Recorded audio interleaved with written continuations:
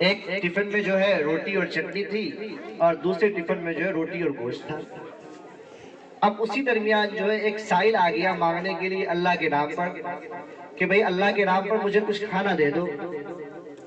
اب جو وہ مرید صاحب تھے وہ پس و پیش میں مبتلا ہو گئے کہ بھئی میں کھانا اس کو روٹی چٹنی دوں یا کہ گوشت روٹی دوں، تو فیصلہ نہیں کر پا رہے تھے کیا دینا ہے اس اللہ کے نام پر۔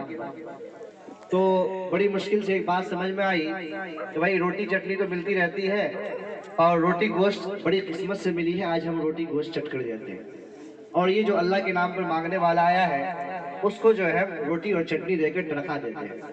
چنانچہ روٹی اور چٹنی دیا اور اس کے بعد روٹی اور گوشت اپنا کھا لیا۔ کچھ دیر کے بعد پیر صاحب سے ملاقات ہوئی تو اس نے کہا کہ بھائی میں نے تمہیں ایک نصیحت کی تھی کہ تم اپنے آپ کے برابر اللہ کو سمجھنا، کیا تم اس پر عمل کر رہے ہو؟ بولا ہاں حضور ہم تو عمل کر رہے ہیں۔ تو پیر صاحب بھی بڑے اللہ والوں کو کشف ہوتا ہے، اللہ والے اپنے مرید کے حال کو جان لیتے ہیں۔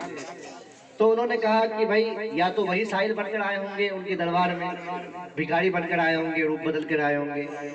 تو انہوں نے کہا، پیر صاحب نے کہا اپنے مرید سے کہ فلاں وقت کھانا آیا تھا، اور کیا کیا آیا تھا؟ تو اس نے کہا کہ جی جناب روٹی چٹنی تھی اور جو ہے روٹی اور گوشت تھا۔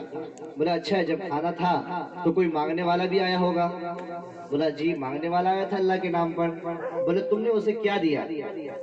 بولا حضور ہم نے تو روٹی چٹنی دیا اسے۔ تو اب جو ہے یہاں پر پیغام یہ ہے کہ اس نے جو ہے اپنے آپ کے برابر بھی اللہ کو نہیں سمجھا۔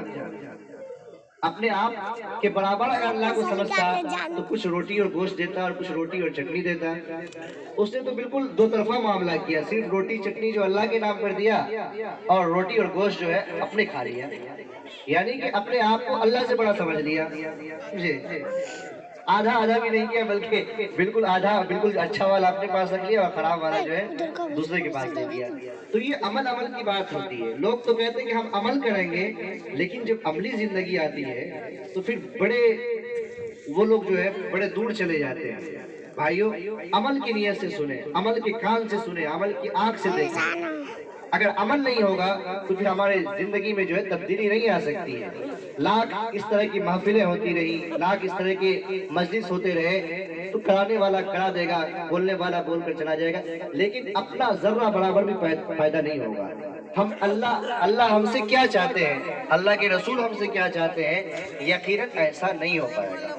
انشاءاللہ جو بھی بات سنیں گے عمل کے جذبے سے